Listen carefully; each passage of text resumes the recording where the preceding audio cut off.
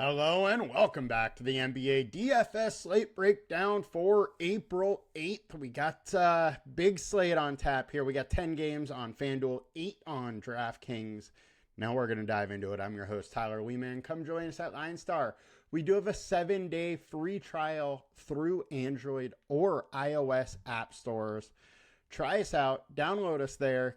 Come give us 7 days. Tell us what you think. Let's dig in. Figure out what we can get on this fine Tuesday afternoon slate, starting with the point guard position, and the highest owned being Respect Beekman, 30% owned, 3,900. He's going to get some big-time minutes with all the guys out for the Nets. We got him at 29 minutes. He's near minimum price, so makes some sense if he's going to play that big time minutes to get there. And he's been 0.93 fantasy points per minute as a starter in his one start, which was last game. That might be a little over his head, but hey, he is in a good matchup versus the Pelicans, who really haven't been able to stop too much on defense. Fine going with some Beekman. Darius Garland, 7,500, 26% owned. The news is there is no Donovan Mitchell today. Great spot versus the Bulls, who can't stop anybody. Without Mitchell, there's a little more likelihood the Bulls are able to keep this game close. If so, Darius Garland's in a great spot to capitalize. Fine eating some chalk there. Tyrese Halliburton, 9.4K, 21% owned. I do like some Halliburton versus the Wizards in this spot. The worry here is just huge blowout potential, but if they blow out the Wizards, it's likely due to Halliburton going nuts. Pascal Siakam is also questionable, so that does add a chance for increased usage for Halliburton. Now, if we get to some pivots, Ja Morant, 8,600 versus the Hornets. Grizzlies need to win games here. They are likely going to cruise past the Hornets, who aren't very good at this point in the season, but there's big time ceiling at 8,600 for Morant. He can easily get into the high 40, low 50s spot. And if this game somehow stays a little close, Morant probably becomes optimal. But that is tall task for the Hornets to stay in this game. Jose Alvarado, 5,900. He's been producing at these prices. He's likely to start again. He is on the injury report, but he's been playing 28, 30 minutes, and with how productive he is on the court, makes some sense to want to go to Alvarado. Now, point guard on DraftKings. We got Ty Jerome, 32% owned, 4,500. No real surprise seeing him pop up. He has the path to more minutes here, and he's been extremely good fantasy point per dollar or point per minute standpoint. 1.16 on the season. Without Mitchell, he goes up to like 1.2 something. Makes some sense to want some Jerome here. Darius Garland also popping up. Don't really want both of those in the same lineup. However, they are both underpriced, so I'm fine with them both together in some lineups. Beekman we covered. Bub Carrington, 5,600. He's been playing big time minutes. I'm fine to have a little bit of Bub there. And let's get on to shooting guard on FanDuel. Tyrese Halliburton, Devin Booker, and Brandon Podemski. D-Book, 9,200, 16% owned. There's no KD, so he should get some solid run. Been playing huge minutes. Suns are pretty much eliminated. They are going to need to win out and hope for some Dallas losses to be able to get the 10th spot. But as long as there is a chance, they're going to play D-Book big minutes, and I think this is a spot he'll get some huge ones. Max Strus, 4,700, 14% owned. No Donovan Mitchell, he gets a boost, so he's cheap. And if he gets that run to 28, 30 minutes, he can definitely deliver at that price. And Anthony Edwards, 9,300. Minnesota's in a spot where they really need to win games here. The whole West from 3 to 8 seed is extremely tight. It's within like 2 games. So a lot of movement can still happen. These teams in the West need to win games, and with that, I could see Anthony Edwards playing extra minutes. We saw him play 50 minutes for Denver in OT, 37 versus Detroit, 38 versus Philadelphia. So this is a game, I think the profile is the one where he could get 38 plus minutes, and if he's scoring the ball, he has that giant ceiling, so fine getting to some Ant. Shooting guard on DK, Dallin Terry, Chicago's without Herter. Terry likely fills in for him, but in his starts, he really hasn't done much, so I don't feel like it's necessary that you get them. He's 0.44 fantasy points per minute so far in his starts.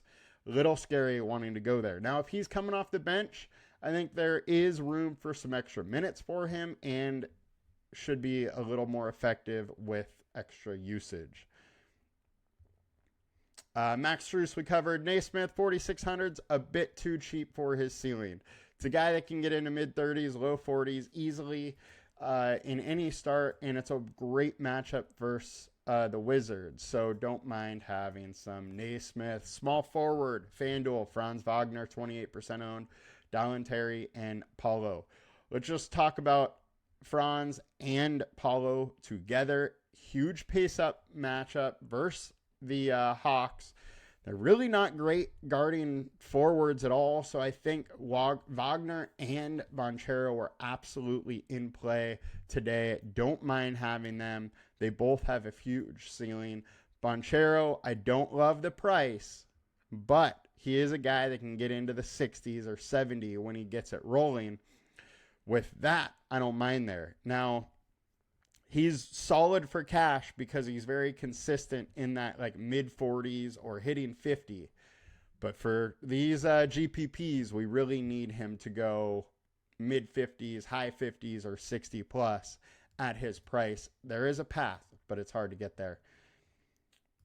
And pivot time, Zaire Williams, 4,800. Nets are just without a ton of guys. He's going to play some minutes, and at 4,800, I'm fine to get there. My worry is that he's playing, 24, 25 minutes a game, and maybe that stops him from getting there. But with everybody out, if he gets a couple more minutes, starts to look very, very interesting. Ant we covered. Ryan Dunn, 4K. He's going to start. He's been playing decent minutes. We have him at 28 minutes tonight. It isn't the greatest spot versus the Warriors, but he's very cheap, going to play some minutes, and we've seen him have a ceiling before, so I'm fine going back there a little bit. Tariq Whitehead, look, he's 3,800, near minimum price, played 26 and 28 minutes the last two games. He's going to get some run off the bench in this one also. I'm fine taking a shot at the Nets. We have no idea what they're going to do rotation-wise at this point. They could be changing it up every single day. Let's get on over to small forward on DraftKings. Terry, Wagner, Strus, we covered them. Power forward it is. Evan Mobley. Mobley gets just a gigantic boost without Donovan Mitchell. He goes up to like 1.4 something fantasy points per minute. Gives a huge ceiling. The issue, his minutes are likely to be low in a blowout situation, but if he gets a little extra run because the Bulls keep it close, sky's the limit for what his ceiling is. Absolutely interested at 8,700. Might be a case that if you're playing Cleveland guys, if you want 2+ Cleveland guys, that you need to have a Chicago player in there. Most likely situation is somebody on the Bulls is going to have a good game if Cleveland, if Chicago's able to stay into it. Pivot time, Watford, 18% owned. Played 27 and 22 minutes in the starting lineup the last two. He likely starts again. We have him at 24 minutes. He is solid fantasy point per dollar standpoint, but for him to really get there, we want to see more run. Not sure if he's going to get it. Absolutely a chance that he could, but, we have him at 24 minutes, and our projections are showing that he likely doesn't get there, but there's a chance. That's why I wanted to point him out. Alex Sarr, 6,500 versus the Pacers.